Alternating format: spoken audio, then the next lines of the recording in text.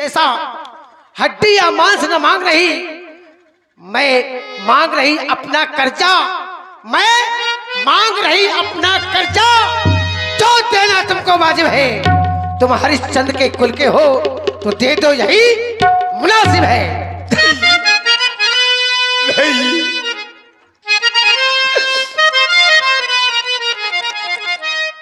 मैंने तेरे सामने हाथ जोड़ लिए, तू हमारे वंश की कहानी सुनाने लगी।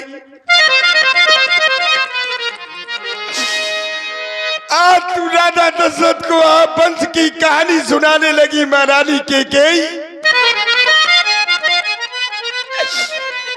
मेरा कुछ नहीं बिगड़ता महारानी कैकेयी, जो तू मुझको ललकार रही।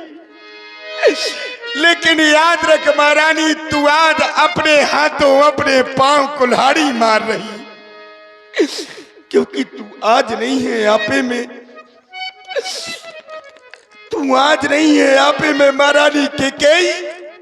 लेकिन याद रखना, जिस दिन तू आपे में आएगी, उस दिन महारानी कैकेयी तू अपनी करनी पर वो सिर धर कर पछताएगी, सिर धुर करके पछताएगी। महाराज देख, अभी कुछ नहीं बिगड़ा।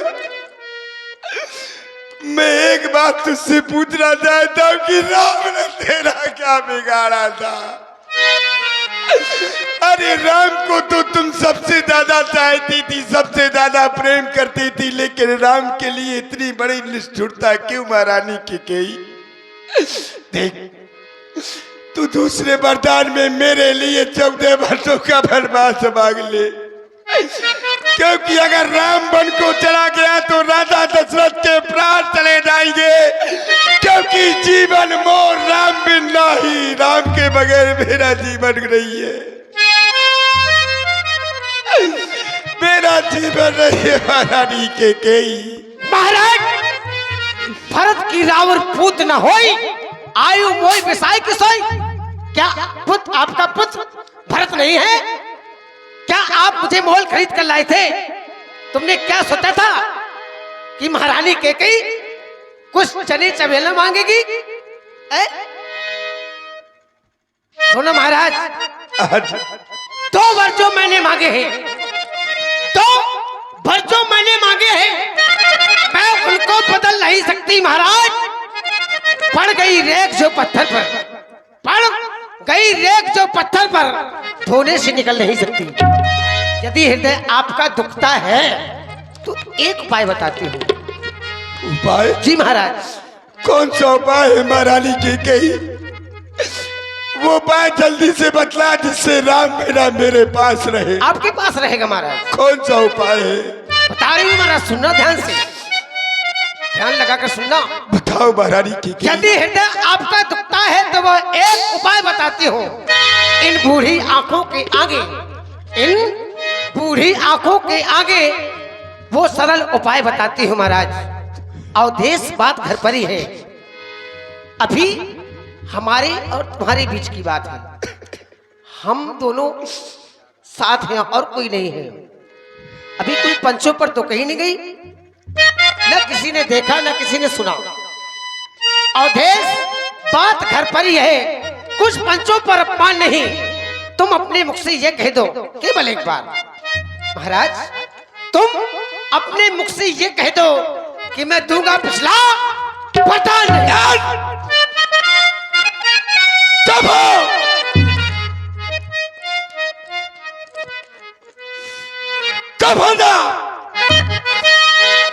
अब एक शब्द नहीं,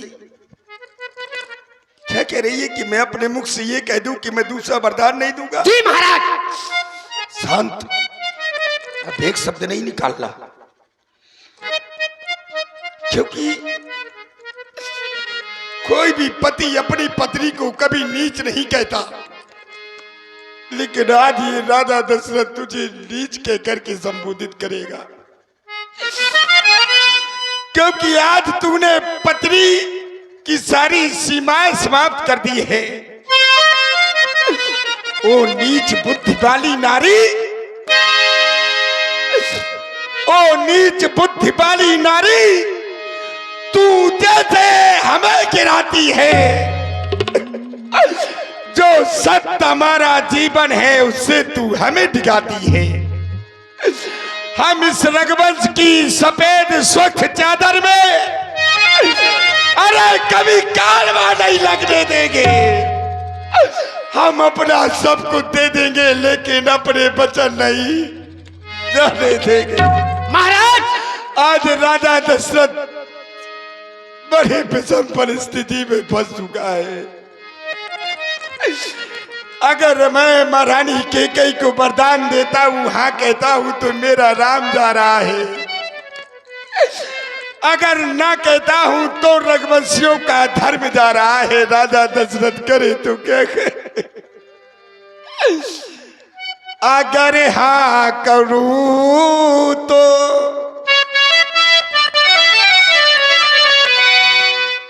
अगर हाँ करूँ तो राम बन जाए।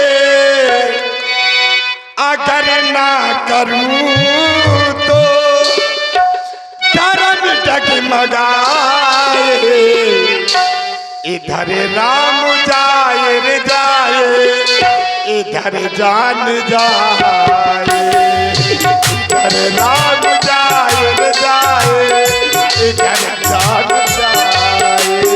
राम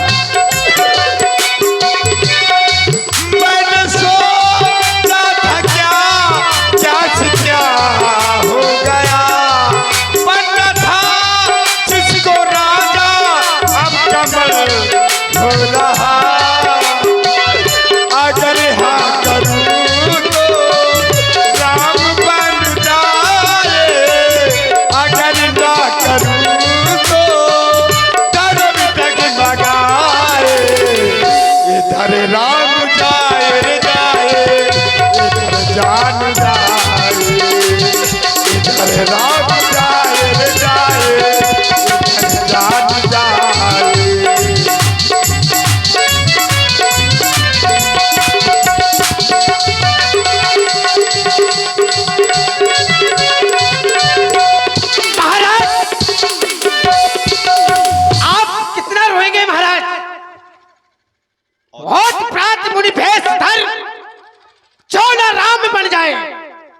मोर मरण।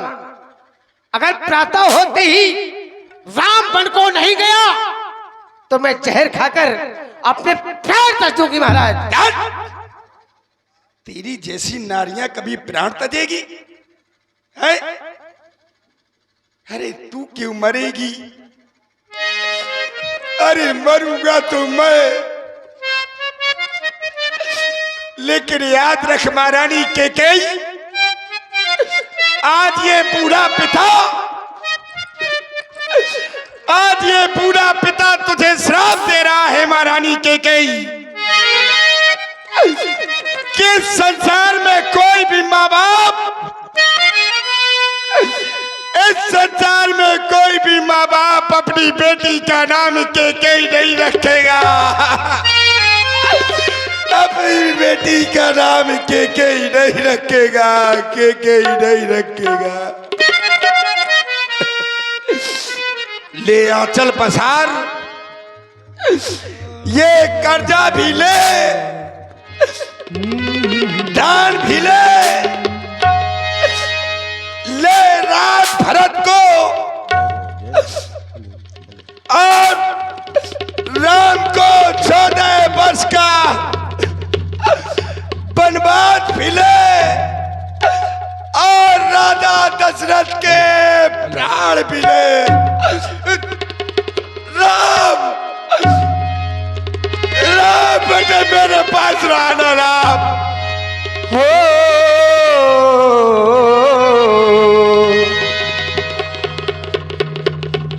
राम राम रटे बिकल भुवालू, जन बिनु पंखे बिहंगो बिहालू। जैसे बिना पंख का पक्षी हो जाता है, आज वही स्थिति महाराज दशरथ जी की हो गई। स्वर्ग से सुंदर सपनों से प्यारा आय अपना घर द्वार, माता की करतूतों ने इस घर को किया बर्बाद। किसी का प्यार न रूठे, किसी का घर द्वार न छूटे, किसी का प्यार न रूठे, किसी का घर द्वार न छूटे।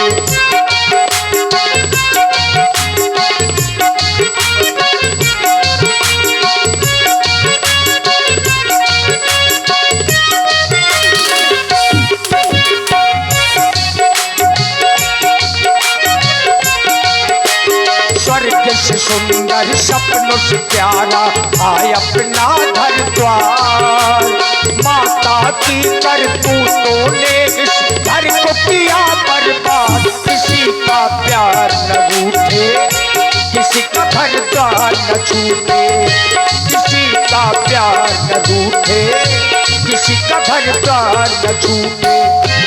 इधर महाराज को राम राम रटते रटते भुंसारा हो गया। अब महाराज अभी जागे नहीं, चूंकि भगवान सूर्य का उदय हो गया और ऐसा पहली बार हो रहा है। चूंकि राम जी को राजा बनाया है, लेकिन राजा दशरथ अभी तक जागे नहीं है। दरवाजे पर भारी भीड़ इकट्ठा हो गई। आखिर ऐसा कौन सा कारण आ गया? द्वार भीड़ से बक सचू कहीं उदित रवि देखी, जाग्यो अजहु न अवधिपति कारण कवनो विशेष। ऐसा वो कौन सा कारण है जो आज महाराज दशरथ अभी तक नहीं जागे? भगवान भास्कर का उदय हो गया है, लेकिन महाराज नित्य प्रतिदिन तो ब्राह्मणों को दान दिया करते थे, लेकिन आज जागे तक नहीं है।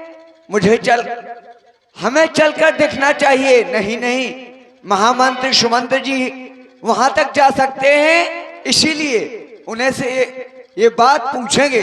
महामंत्री सुमंत्र जी, आप हैं श्री चंद्र प्रकाश जी, अरविंद मिश्रा जी और कृष्णा लाइट डेकोरेशन के संचालक भाई पंकज राजपूत जी। आप तीनों लोगों की ओर से 51 पुष्प मुद्राएं श्री दशरथ जी और महारानी केकई जी की प्रस्तुति में प्रदत्त हैं। धन्यवाद। महाराज सुमंत जी, हमें पता है आप महाराज के महलों तक जा सकते हैं, लेकिन हमें ये आदेश नहीं है, तो इसीलिए आप जाएं और महाराज दशरथ को जगाएं, क्योंकि अभी तक वो जागे नहीं हैं।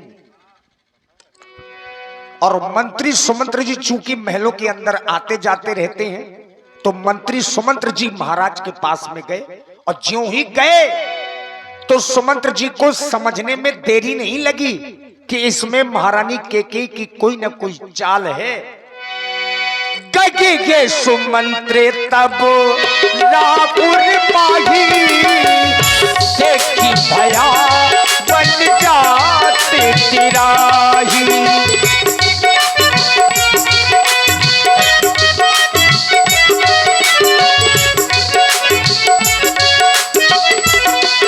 महाराज दशरथ के चरणों में सुमंत का प्रणाम स्वीकार हो। श्री सुमंत जी, कहे महाराज। जाओ महलों की ओर जाओ बेटा राम को लेकर आओ।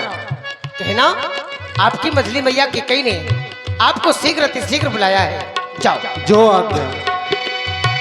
खुशी का था मौका मगर क्या करूं मैं, खुशी का था मौका मगर क्या करूं मैं, नहीं व्यर्थ में दिल किसी का दुखाना, मेरे आंसू को सीख लो मुस्कुराना, मेरे आंसू को सीख लो मुस्कुराना। ओ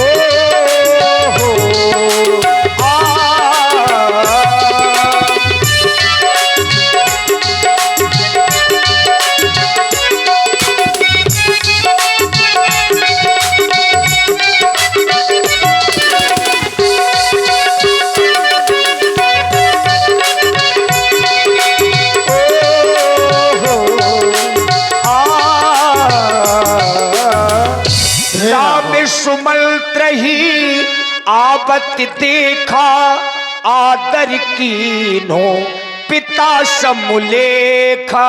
हे राघव, आपको आपकी मजली मैया ने बुलाया है, आप मेरे साथ अति शीघ्र चले। जाय दीख रघुबल सुमणि नरपति निपटे कुसाज, सहम पर्यु लख सिंह नहीं मनहु वृद्धे गजराज। पिताजी प्रणाम। पिताजी, महामंत्री सुमंत्र जी, आप तो मेरे पास मुझे लेने के लिए गए थे, ये आज पिताजी को क्या हो गया है? ये तो आज कुछ भी बोल नहीं रहे, आपने इनके बारे में तो कुछ भी नहीं बताया।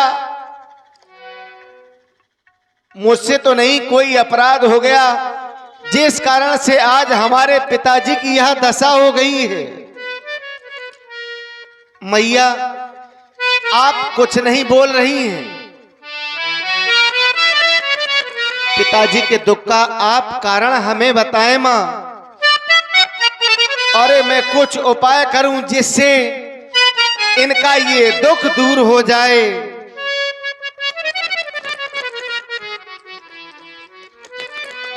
मेरे पिता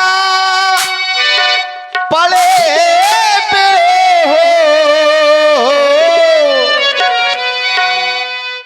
क्यों ऐसे हुए खामोश, मेरी मैया बता दे मेरा दोस्त, हाँ दोस्त मेरी मैया बता दे मेरा दोस्त। मेरे पिता पड़े पे हो,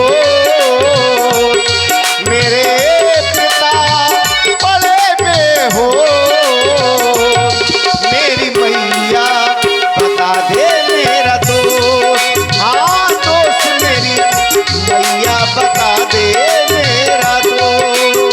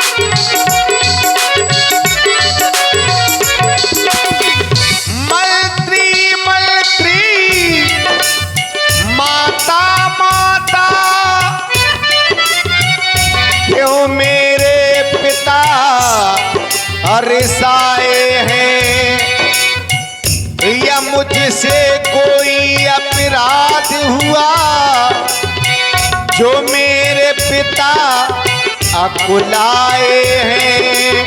कैसी घड़ी है माँ बतला दे मेरी माँ, कैसी घड़ी है माँ बतला दे मेरी माँ, पिता की हालत देख कर डरता हूँ मैं माँ।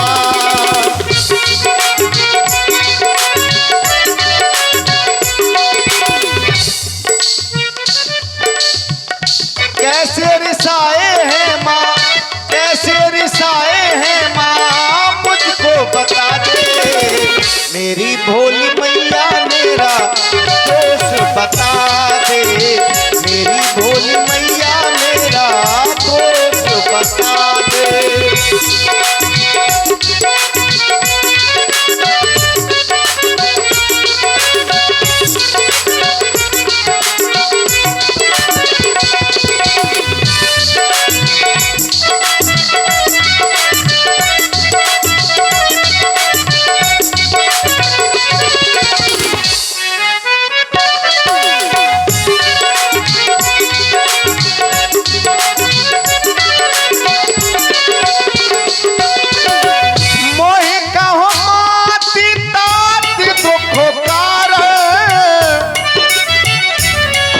करिए यतन जेहि होगो निवारण।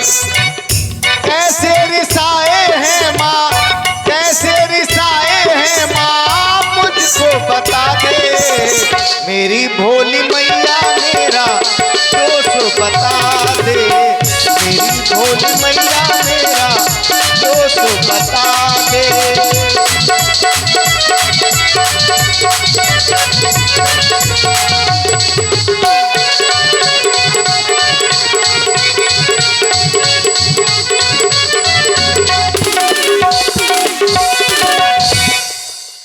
मैया,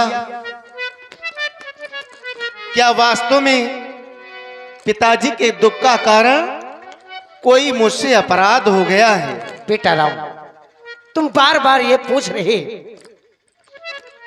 तुम बार बार ये पूछ रहे किस दुख ने इन्हें दबाया है, इसका कारण बतलाने को मैंने लाल तुम्हें बुलवाया है। तुम्हारे पिताजी के पास मेरे 2 वरदान थाती रूप में रखे थे, वह वरदान मैंने आज तुम्हारे पिताजी से मांग लिए। पहले वरदान में तुम्हारे छोटे भैया भरत के लिए इस अयोध्या का राज मांग लिया। ये वरदान तो तुमने बहुत अच्छा मांगा है। मेरा छोटा भाई भरत इस अयोध्या का राजा बनेगा, पर मैं भी तो आपका पुत्र हूं। आपने मेरे लिए क्या कुछ भी नहीं मांगा है मां? मेरे लाल, मैंने तुम्हें तुम्हारे लिए बहुत ही अच्छा वरदान मांगा है। अगर वह वरदान आप सुनेंगे बहुत प्रसन्न होगे। मैंने तुम्हारे लिए 14 वर्ष का वनवास मांगा है। कहो लाल, कैसा लगा वरदान? मैया, आज आपने दोनों वरदान बहुत अच्छे मांगे। मैंने ये वरदान सुने तो मुझे बहुत अच्छे लगे। मेरा छोटा भाई भरत इस अयोध्या का राजा बनेगा और मैं 14 वर्षों के लिए वन को जाऊंगा। मैया, अगर मुझे ऐसा पहले से ही पता चल गया होता तो मैं तो न जाने कब का वन चला गया होता। मेरे पिता की यह दशा ही ना हो पाती।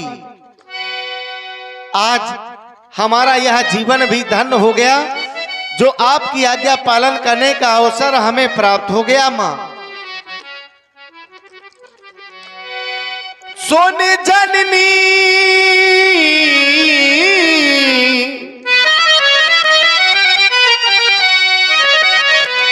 सोन जननी सोई सुत बड़े भागी, जो पितु माँ तो बचन अनुरागी, जो पितु माँ तो बचन अनुरागी।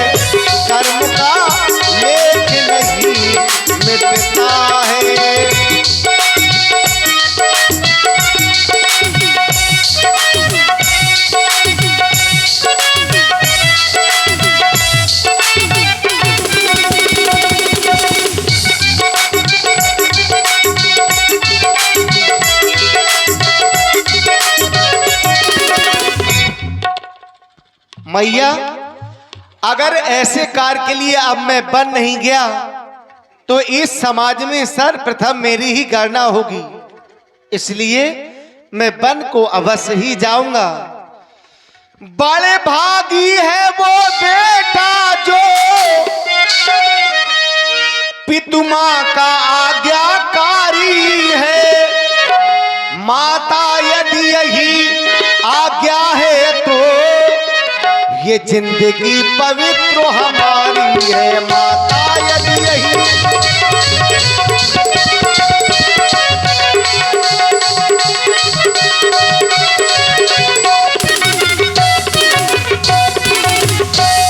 हम स्वयं विचारा करते थे, थोड़ा सा समय बनों में दे।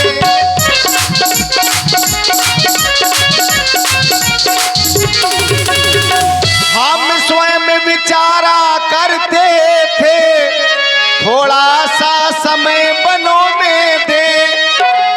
तब जानेंगे कि दुख क्या है, तब जानेंगे कि दुख क्या है। जब जीवन दुखी जनों में दे, तब जाने।